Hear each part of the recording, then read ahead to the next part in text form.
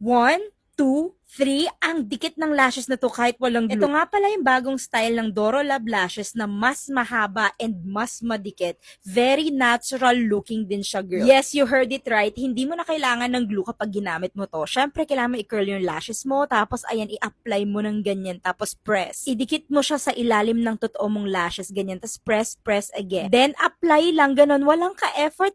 Ganon kadali, ganon kasimple. OMG! Like, girl! Ang ganda and ang haba. Naku.